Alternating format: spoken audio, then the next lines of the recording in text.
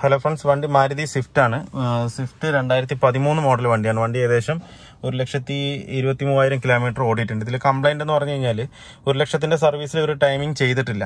അപ്പോൾ ആ timing kit മാറണം. അതോടുകൂടി വണ്ടി എഞ്ചിൻ ക്ലച്ച് നല്ലോണം റേസ് ആവുന്നുണ്ട്. നല്ലോണം എന്ന് പറഞ്ഞു കഴിഞ്ഞാൽ ഹെവി ആയിട്ടല്ല, എന്നാൽ ഇത് തുടക്കമാണ്. അപ്പോൾ ക്ലച്ചും കൂടെ നമുക്കത് ചെക്ക് ചെയ്തിട്ട് അഴിച്ചു നോക്കിയിട്ട് ക്ലച്ചും കംപ്ലൈന്റ് ഉണ്ടെങ്കിൽ അതും മാറാനുണ്ട്. അതുപോലെ തന്നെ എഞ്ചിന് ചെറിയൊരു വൈബ്രേഷൻ ഉണ്ട്. ബോഡിയിലേക്ക് നല്ലൊരു വൈബ്രേഷൻ നമ്മൾ ഐഡ്ലിങ്ങിൽ പോകുമ്പോൾ അല്ലെങ്കിൽ തേർഡ് ഫോർത്തിൽ ഇട്ടിട്ട് പോകുമ്പോൾ ഒരു ബുറന്നൊരു സൗണ്ടും ഇതിനകത്ത് വരുന്നുണ്ട്. അത് മൈന്യൂട്ടാണ്, ഹെവി അല്ല, മൈന്യൂട്ടാണ്. അപ്പോൾ നമുക്ക് എഞ്ചിൻ ബെഡും അഴിക്കുമ്പോൾ എന്തായാലും എഞ്ചിൻ ബെഡും കൂടെ ഒന്ന് ചെക്ക് ചെയ്തിട്ട് കംപ്ലൈന്റ് ഉണ്ടെങ്കിൽ അത് നമുക്ക് മാറ്റിവിടാം. ഇപ്പോൾ ഇതിൽ മെയിനായിട്ട് ചെയ്യാനുള്ളത് മറ്റേ ടൈമിംഗ് കിറ്റ്, അതുപോലെ തന്നെ EGR, manifold, intercooler, air flow sensor, air mass sensor, ഇത്രയും സാധനം അതിൽ ക്ലീൻ ചെയ്യാം. ടൈമിംഗ് കിറ്റ് ചെയ്യുമ്പോൾ പൊതുവെ നമുക്ക് ഇത് ചെയ്താൽ പറ്റുള്ളൂ. എന്താണെന്ന് വെച്ചാൽ എന്നാൽ തന്നെ ആ ടൈമിംഗ് കിറ്റ് മാറിയതിൻ്റെയും ആ വണ്ടിയുടെ ഒരു പെർഫോമൻസും അതിനകത്ത് നമുക്ക് പക്കയായിട്ട് കിട്ടുമല്ലോ.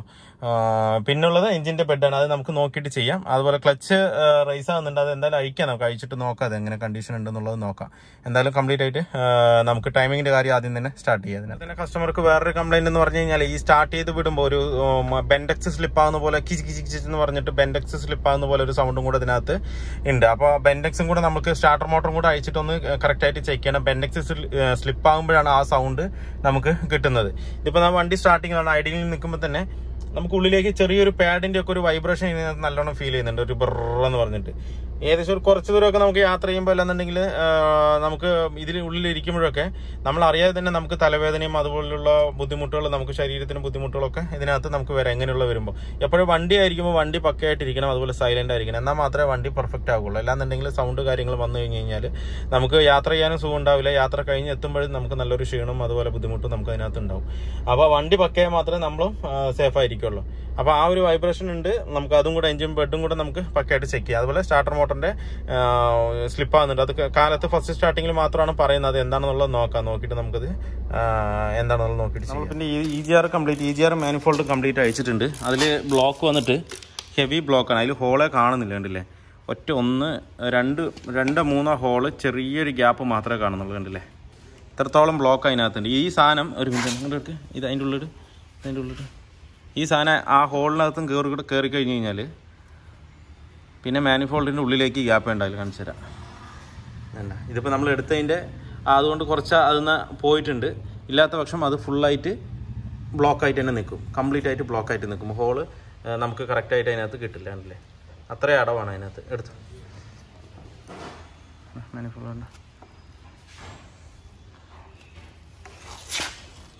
അല്ലേ? ഇത്രയും കാർബൺ ഇതിനകത്തുണ്ട്. അതുപോലെ ഫുള്ള് ഏകദേശം ഒരു 4 കിലോ വെയിറ്റ് ഉണ്ടാവും. ഇത് കംപ്ലീറ്റ് ക്ലീൻ ചെയ്ത ഒരു കിലോ ഉണ്ടാവും. അത്രയും കാർബൺ അതിനകത്ത് അടിഞ്ഞു കൂടിയിട്ടുണ്ട്. എന്താ വെച്ചാൽ ഇതുവരെ ക്ലീൻ ചെയ്തിട്ടില്ല എന്നുണ്ട് ഈ വണ്ടിയിൽ. അത്രയും അകത്തൊക്കെ കംപ്ലീറ്റും കാർബണാണ്. ഇത്രയും കാർബൺ ആയിരിക്കുമ്പോൾ ഒരിക്കലും നമുക്ക് എയർ ഫ്ലോ കറക്റ്റായിട്ട് കിട്ടൂല, പുള്ളിങ് കിട്ടൂല. ഇനിയിപ്പോൾ ഞാൻ ഈ എയർ മാസ് സെൻസർ ഒന്ന് അഴിച്ച് കാണിച്ചു തരാം, അത് ഹോൾ എത്രത്തോളം അടവുണ്ടെന്ന്. ആയിട്ട്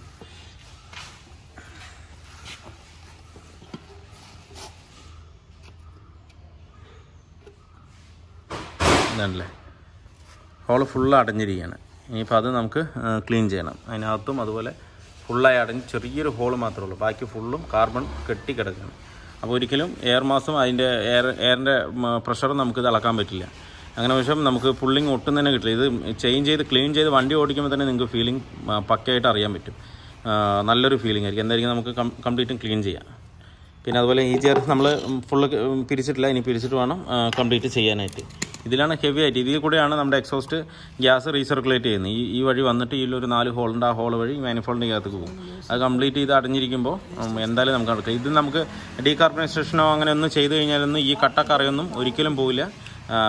നമ്മുടെ പിസ്റ്റൺ റിങ്സ് അതുപോലെ വാൾവ് ആ ഭാഗത്തൊക്കെ മാത്രമേ നമുക്ക് ചെറുതായിട്ട് പോകുള്ളൂ. പക്ഷേ ഇതൊന്നും ഒട്ടും തന്നെ പോവില്ല. എന്തായാലും നമുക്കിത് കെമിക്കലിട്ട് പക്കയായിട്ട് ക്ലീൻ ചെയ്യാം. നമ്മൾ ടൈമിംഗ് കിറ്റ് കംപ്ലീറ്റ് ആയിട്ട് ഇതിനകത്ത് അയച്ചിട്ടുണ്ട്. ഇത് അഴിച്ചു മാറ്റണം. ഇത് നമ്മൾ പുതിയ തന്നെയാണ് ഇടുന്നത്. കംപ്ലീറ്റ് ആയിട്ട് അയച്ചിട്ടുണ്ടെങ്കിൽ ഇപ്പോൾ അതിൻ്റെ വീലും അഴിക്കാനുണ്ട്. നമ്മൾ ടൈമിംഗ് കിറ്റ് നമ്മൾ ഓയിൽ തന്നെ എടുത്തിരിക്കുന്നത് ഒറിജിനൽ. ഇപ്പോൾ MGPയുടെ ഒറിജിനൽ ടൈമിംഗ് ചെയിൻ 1270 രൂപ. അതിൻ്റെ പാഡ് അത് ഒറിജിനൽ തന്നെ 230. പിന്നെ മറ്റൊരു പാഡ് 235. ഇതൊക്കെ ഇപ്പോൾ റേറ്റ് കൂടിയതാണ് കേട്ടോ.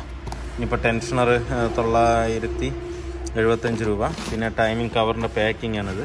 ഓയിൽ സീലുണ്ട്, ടൈമിംഗ് വീലുണ്ട്. ഇത്രയും സാധനം എല്ലാം ജെന്യൂൻ. ഓയിൽ സീലടക്കം നമ്മൾ മാരുതിയുടെ ഓയിൽ സാധനം തന്നെയാണ് എടുത്തിരിക്കുന്നത്. ഇപ്പോൾ നമ്മൾ INയുടെ ഇട്ടിടുകയാണെന്നുണ്ടെങ്കിൽ ഏകദേശം നമ്മൾ കാൽക്കുലേഷൻ ചെയ്ത ഈ എമൗണ്ട് തന്നെ വരും. പിന്നെ ഒറിജിനൽ ഇടുന്നതായിരിക്കും അതിന് ബെറ്റർ. അപ്പോൾ നമ്മൾ മാരുതിയുടെ ഓയിൽ പാർട്സ് തന്നെ എടുത്തിട്ട് ഇനി ഇത് സെറ്റ് ചെയ്തിട്ട് വേണം ഇനി നമുക്ക്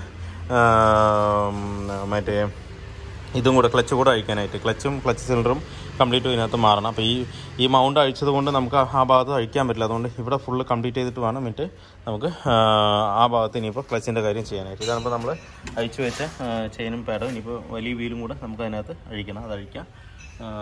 പിന്നെ ടെൻഷനറുണ്ട്. അതാണ് ടെൻഷനർ വരുന്നത്. ഇതൊക്കെ ഒരിക്കൽ അഴിച്ചു കഴിഞ്ഞാൽ നമുക്ക് മാറ്റിയിട്ട് പുതിയ തന്നെ കയറ്റണം. എല്ലാവരും ചേഞ്ച് ചെയ്യാം. നമ്മൾ മാനിഫോൾഡ് കംപ്ലീറ്റ് ആയിട്ട് ക്ലീൻ ചെയ്തിട്ടുണ്ട്. കംപ്ലീറ്റ് ആയിട്ട് എടുത്തിട്ടുണ്ട്. ഇപ്പോൾ തന്നെ പകുതി വെയിറ്റ് ഉള്ളതിനകത്ത് കുറഞ്ഞിട്ടുണ്ട്. അപ്പോൾ ഒന്ന് എയറടിച്ച് ക്ലീൻ ചെയ്യണം. കുറച്ച് വെള്ളത്തിൻ്റെ അംശമുണ്ട്. എയറടിച്ച് ക്ലീൻ ചെയ്തിട്ട് വേണം കയറ്റാനായിട്ട്. അതുപോലെ തന്നെ ഈ അതിൻ്റെ പൈപ്പ് കംപ്ലീറ്റ് ആയിട്ട് നമ്മൾ വൃത്തിയായി ക്ലീൻ ചെയ്തിട്ടുണ്ട്. ഇപ്പോൾ എന്തായാലും നമുക്കിത് റീസെറ്റ് ചെയ്യാം. ഇതാണിപ്പോൾ നമ്മളെ സ്വിഫ്റ്റിൻ്റെ ക്ലച്ച് മാറിയത്. ഞാനിപ്പോൾ എല്ലാം സെറ്റ് ചെയ്തു. ഇതാണ് പഴയ ക്ലച്ച് ആണ് അഴിച്ചത്. ഏകദേശം നല്ലൊരു തേയ്മാനം ഇതിനകത്ത് സംഭവിച്ചു. ഇതുകൊണ്ടാണ് ക്ലച്ച് റൈസ് ആകുന്നത്. നമ്മൾ പക്കയായിട്ടുള്ള നമുക്ക് കൊടുക്കുന്നതിനനുസരിച്ചുള്ള പിക്കപ്പ് കിട്ടാത്തത് ഇതുകൊണ്ടാണ്. എന്താണെന്ന് വെച്ച് കഴിഞ്ഞാൽ ക്ലച്ച് അത്രത്തോളം തേയ്മാനം അതിനകത്ത് വന്നിട്ടുണ്ട്. നമ്മളത് എടുത്തിരിക്കുന്നത് മാരുതിയുടെ ഒറിജിനൽ പാർട്സ് തന്നെയാണ്. പിന്നെ കവറും മാറിയിട്ട് അത് സെപ്പറേറ്റ് ആണ് ഇപ്പോൾ വരുന്നത്. നേരത്തേക്ക് എന്ന് പറഞ്ഞാൽ ഫുൾ സെറ്റോട് കൂടിയിട്ടാണ് വരുന്നത്. ഇപ്പോൾ എല്ലാം സെപ്പറേറ്റ് ആണ് വരുന്നത്. ക്ലച്ച് കവറിൽ ഫിംഗറിൻ്റെ അവിടെയൊക്കെ നല്ല ഡാമേജും അതുപോലെ തന്നെ അൺഈവൻ ആയിട്ടാണ് ഇത് നിൽക്കുന്നത്. ഉണ്ടല്ലേ? അതുപോലെ തന്നെ റിലീസ് ബെയറിങ്ങും അതിനകത്ത് നമ്മൾ മാറിയിട്ടുണ്ട്. അതും ഒറിജിനൽ തന്നെയാണ് എടുത്തിരിക്കുന്നത്. 3590 രൂപ റിലീസ് ബെയറിങ്ങും വരുന്നുണ്ട്. കംപ്ലീറ്റ് സെറ്റോട് കൂടി നമ്മളിപ്പോൾ ഇതിനകത്ത് ചെയ്തിട്ട് ഫുള്ളി കംപ്ലീറ്റ് ആയി. നമ്മളിപ്പോൾ സ്റ്റാർട്ടിങ്ങിൽ എടുത്ത് ഏകദേശം 1 മണിക്കൂർ മേലെയായി. ഇപ്പം വണ്ടി ലീക്കോ കാര്യങ്ങളൊന്നും ടൈമിംഗ് കിറ്റ് മാറി നമ്മൾ പ്രത്യേകം ശ്രദ്ധിക്കേണ്ട ലീക്കുകളാണ് എന്താ വെച്ചാൽ നമ്മൾ അങ്ങനെയുള്ള സൈഡുകളാണ് കംപ്ലീറ്റ് ഇറക്കുന്നത്. ക്രാങ്ക് കേസ് അതുപോലെ തന്നെ ടൈമിംഗ് കവർ ഇതൊക്കെ ലീക്ക് കൂടുതലായിട്ട് വരുന്ന ഭാഗങ്ങളാണ്.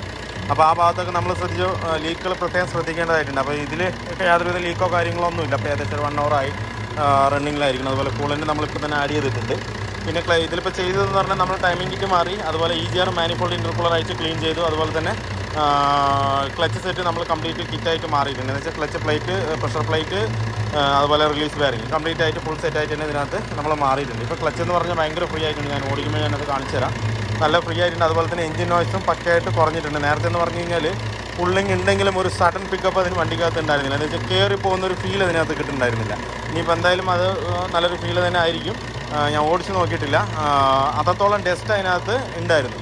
അതിൻ്റെ ഉള്ളിൽ അത്രത്തോളം ഞാൻ കാണിച്ചില്ല. കാർബൺ നല്ലോണം കെട്ടിക്കിടക്കായിരുന്നു. അതുകൊണ്ടാണ് ആ പുള്ളിങ് അതിനകത്ത് അത്രയും കംപ്ലൈൻ്റ് ആയിട്ട് നിന്നത്. ഇപ്പോൾ പക്കയാണ്, എല്ലാ കാര്യങ്ങളും ഓക്കെ തന്നെയാണ്. ഇനിയിപ്പോൾ എന്തായാലും നമുക്ക് വണ്ടി ഒന്ന് ഓടിച്ച് നോക്കാം. Timing kit EGR manifold complete ആയിട്ട് അഴിച്ച് ക്ലീൻ ചെയ്യുമ്പോൾ നമുക്ക് ചെറുതായിട്ടൊരു നോയ്സ് ഫീൽ ചെയ്യും. അങ്ങനെ ഒരു എന്താ പറയുക, നോസിലിൻ്റെ ഒരു നോയ്സ് പോലെ ഫീൽ ചെയ്യും. അത് എല്ലാ വണ്ടികളിലും നമുക്ക് EGR മാനിഫോൾഡ് കംപ്ലീറ്റ് അഴിച്ച് ക്ലീൻ ചെയ്യുമ്പോൾ ഉണ്ടാകുന്നതാണ്. എന്താണെന്ന് വെച്ച് കഴിഞ്ഞാൽ അതിലുള്ള ഫുള്ള് ഡസ്റ്റ് പോകുമ്പോൾ കറക്റ്റ് പെർഫെക്റ്റ്ലി ഒരു എയറാണ് ഉള്ളിലേക്ക് പോകുന്നത്. അതുപോലെ തന്നെ അതിനനുസരിച്ച് ഡീസലും അതിനകത്ത് സ്പ്രേ ചെയ്യും. അപ്പം ഉണ്ടാകുന്ന ഒരു ചെറിയൊരു സൗണ്ടാണ്. അത് കുറച്ച് ഒരു 1000-500 കിലോമീറ്റർ ഓടുമ്പോൾ നോർമലാവും. ഇതുകൊണ്ട് പെട്ടെന്ന് നമ്മൾ ഈ ടൈമിംഗ് കിറ്റ് മാറി EGR മാനിഫോൾഡ് ടൈമിംഗ് കിറ്റ് മാത്രം മാറിയാൽ നമുക്ക് ഈ സൗണ്ട് ഫീൽ ചെയ്യില്ല. ചെറിയൊരു നേരിയൊരു വ്യത്യാസമാണ്. അതുപോലെ നമുക്ക് ഓടിക്കുമ്പോഴും സെക്കൻഡ് ഗിയർ ഫസ്റ്റ് ഗിയർ എടുത്ത് പിന്നെ സെക്കൻഡ് ഗിയർ ഇടുമ്പോൾ ചെറിയൊരു കിണണ സൗണ്ട് ഫീൽ ചെയ്യും. അത് എന്തായാലും നമുക്കൊരു 10,000 കിലോമീറ്റർ ഓടിയാൽ തന്നെ അത് ആ ഒരു സൗണ്ട് നമുക്ക് അറസ്റ്റ് ആവുള്ളൂ. അതുകൊണ്ട് പേടിക്കേണ്ട ആവശ്യമില്ല. അത് നമ്മൾ ഇത്രയും ക്ലീൻ ചെയ്യുന്നത് കൊണ്ട് എല്ലാ ഭാഗവും തുറന്ന് പ്രവർത്തിക്കുന്നതുകൊണ്ടുള്ളൊരു സൗണ്ട് മാത്രമാണ്. വേറെ പ്രത്യേകിച്ച് കംപ്ലൈൻറ്റോ കാര്യങ്ങളോ ഒന്നും അല്ല. അത് എല്ലാ വണ്ടിയിലും ഉണ്ടാവും. ചില കസ്റ്റമർ എൻ്റെ അടുത്ത് ചോദിക്കാറുണ്ട്, നമ്മൾ ഈ മാനിഫോൾഡ് EGR കംപ്ലീറ്റ് അഴിച്ച് ക്ലീൻ ചെയ്തതിന് ശേഷം നോയ്സ് പൊടിക്ക് കൂടിയ പോലെ ഉണ്ട്, ഒരു കണകണകണമെന്ന സൗണ്ട് വരുന്നുണ്ട് എന്ന് പറയാറുണ്ട്. അപ്പോൾ അത് ഓട്ടോമാറ്റിക്കലി ഉണ്ടാകുന്നതാണ്. എന്ന് വെച്ച് കഴിഞ്ഞാൽ അത്രയും പ്രഷറിൽ ഡീസൽ കൊടുക്കുമ്പോഴും ആ ഫ്രഷ് എയർ കംപ്ലീറ്റ് എയറും ഇൻലെറ്റിലേക്ക് പോകുമ്പോഴും ആ കംപ്രഷൻ്റെ ഒരു ചെറിയൊരു സൗണ്ടാണ് അതിനകത്ത് വരുന്നത്. അത് ഏകദേശം ഒരു 500-1000 കിലോമീറ്റർ ഓടുമ്പോഴത്തേക്ക് ആ കംപ്ലയിൻറ്റ് കംപ്ലീറ്റും സോൾവ് ആവും. ഇപ്പോൾ എന്തായാലും നമുക്ക് വണ്ടി ഒന്ന് ഓടിച്ച് നോക്കാം. വണ്ടി നമ്മൾ റൺ ചെയ്യുമ്പോൾ വല്ലാത്തൊരു ഫീലാണ്. അത് എനിക്ക് പറഞ്ഞു തരാനായിട്ട് എനിക്ക് കറക്റ്റ് കിട്ടില്ല. അത് ഞാൻ ഇപ്പം ഇതിൻ്റെ കസ്റ്റമർ ഞാൻ ഓടിക്കുമ്പോൾ അവരുടെ അടുത്ത് ചോദിച്ചിട്ട് ഞാൻ കറക്റ്റായിട്ട് ഞാൻ പറഞ്ഞുതരാം. നേരത്തെ അവർ വണ്ടി ഓടിച്ച ഫീലും ഇപ്പോൾ നമ്മൾ ഇതെല്ലാം ചെയ്തതിന് ശേഷം വണ്ടി ഓടിക്കുമ്പോഴുള്ളൊരു ഫീലും ആ കസ്റ്റമറിൻ്റെ അടുത്ത് തന്നെ ചോദിച്ചിട്ട് ഞാൻ വ്യക്തമാക്കി തരാം അത് എങ്ങനെയുണ്ട് എന്നുള്ള കാര്യം. എന്നാൽ തന്നെ നിങ്ങൾക്കും അത് അറിയുള്ളൂ കറക്റ്റായിട്ട്. ഇതിപ്പോൾ എന്താണെന്ന് വെച്ച് കഴിഞ്ഞാൽ എല്ലാ വീഡിയോയിലും ഞാൻ പറയുന്നുണ്ട് ഇപ്പോൾ മാരക പുള്ളിങ് സൂപ്പർ അങ്ങനെ. ഇത് ചിലപ്പോൾ ഞാനൊന്ന് കസ്റ്റമറിൻ്റെ അടുത്ത് ഞാനൊന്നും ചോദിക്കുകയില്ല എന്നുണ്ടെങ്കിൽ അവരുടെ അഭിപ്രായം ചോദിക്കുക ഒന്നും ഒരു വീഡിയോയിൽ ഞാൻ ചെയ്തിട്ടില്ല. ഞാൻ ഈ ഒരു വീഡിയോയിൽ ഞാൻ കറക്റ്റ് ഞാൻ കസ്റ്റമറുടെ അടുത്ത് തന്നെ ഡയറക്റ്റ് ചോദിച്ചിട്ട് ഞാൻ പറഞ്ഞുതരാം. ഞാൻ അപ്പോൾ തന്നെ നിങ്ങൾക്ക് അറിയുള്ളൂ ഈ നമ്മൾ ഇത്രയും ചെയ്തതിൻ്റെ പെർഫോമൻസ് എങ്ങനെ ഉണ്ട് എന്നുള്ള കാര്യം അപ്പം ഞാൻ പറഞ്ഞുതരാം. അപ്പോൾ ആ കസ്റ്റമർ പറയും എന്താ അവസ്ഥ എന്നുള്ളത്. അത് ലൈവ് ടോക്ക് ഞാൻ കാണിച്ചു തരാം. എന്ന് വെച്ചാൽ അത്രയും സ്മൂത്താണ് ഇപ്പോൾ വണ്ടി. നമ്മൾ ഓടിക്കുമ്പോൾ തന്നെ നമ്മൾ എന്താ പറയുക, ഒരു യമഹയൊക്കെ സ്റ്റാർട്ട് ചെയ്തിട്ട് വണ്ടി എടുക്കില്ല, ഒരു 2 സ്ട്രോക്ക് എൻജിൻ സ്റ്റാർട്ട് ചെയ്തിട്ട് ആ ഒരു ഫീല് നമുക്ക് ഈ സ്വിഫ്റ്റിനകത്ത് കിട്ടും. ഭയങ്കര രസമാണത് വണ്ടി ഓടിക്കാനും അതുപോലെ നമുക്ക് ഓവർടേക്ക് ചെയ്യാനും വല്ലാത്തൊരു ഫീലിംഗ് ആണ്. അത് എടുത്തു പോകുന്നതും നമ്മൾ ചിന്തിക്കുന്ന നമ്മുടെ മനസ്സിനനുസരിച്ച് വണ്ടി പ്രവർത്തിക്കും. അത് ഇല്ലാത്ത പക്ഷെ നേരത്തെ എന്ന് പറഞ്ഞാൽ നമ്മളിങ്ങനെ കാല് ചവിട്ടി പിടിക്കുക, ഫുള്ള് ചവിട്ടി പിടിക്കുക, ഇങ്ങനെ കയറി വണ്ടി പോകും 120-110 കിലോമീറ്റർ സ്പീഡ് പോകും. പക്ഷെങ്കിൽ നമ്മളിങ്ങനെ ആക്സിലേറ്ററിനെ ചവിട്ടി ഫുള്ള് ചവിട്ടി നിൽക്കണം. ഇപ്പം ഒന്ന് വിരലുകൊണ്ടൊന്ന് തൊട്ട് കൊടുത്താൽ മതി, തൊട്ട് കൊടുത്താൽ അങ്ങനെ ചാടി അങ്ങ് പൊക്കോളും വണ്ടി. നമ്മള് ഇങ്ങനെ തേർഡില് മറ്റേ ഇങ്ങനെ തേർഡിലൊക്കെ പോയിക്കൊണ്ടിരിക്കുമ്പോൾ പെട്ടെന്ന് ഫോർത്തിലിട്ടിട്ട് എടുക്കുമ്പോൾ ഒരു ചെറിയൊരു ഒരു സൗണ്ട് ഉണ്ടാവും. അതാണ് ഞാൻ പറഞ്ഞത്, നോസിലിന്റെ ഒരു സൗണ്ട് പോലെ ഫീൽ ചെയ്യും. അത് നോർമലി ഉണ്ടാകുന്നതാണ്. പിന്നെ നമുക്ക് നോസിലും കൂടെ ഇതോടുകൂടി ചെയ്യുന്നത് കൂടെ നോസിലും കൂടെ ക്ലീൻ ചെയ്ത് കഴിഞ്ഞാൽ ഒന്നുകൂടെ പെർഫോമൻസ് കൂടും ഇതിനകത്ത്. എന്താ വെച്ച് കഴിഞ്ഞാൽ അത്രയും കാർബൺ കയറുന്നതുകൊണ്ട് ആ നോസിലിന്റെ ഹോളുകളൊക്കെ ചെറിയൊരു അടവ്, അങ്ങനെ അടവൊന്നും ഉണ്ടാവില്ല. എന്താ വെച്ചാൽ നോസിൽ അത്രയും മൈന്യൂട്ടായിട്ടാണ് സ്പ്രേ ചെയ്യുന്നത്. അതുകൊണ്ട് ആ ഹോളുകളൊന്നും ഒരിക്കലും അടയില്ല. എങ്കിലും അതൊന്ന് ക്ലീൻ ചെയ്ത് കഴിഞ്ഞാൽ ഒന്നുകൂടെ പെർഫോമൻസ് നമുക്ക് വ്യത്യാസം ഫീൽ ചെയ്യും. പക്ഷെ ഇപ്പൊ തന്നെ നമുക്ക് ഓടിച്ചാൽ തന്നെ മനസ്സിന് ഭയങ്കര ഒരു തൃപ്തിയാവും. എന്താ വെച്ചാൽ നമ്മളൊരു പുതിയ വണ്ടി എടുത്തൊരു ഫീൽ ഇതിനകത്ത് കിട്ടും. മനസ്സിലായ?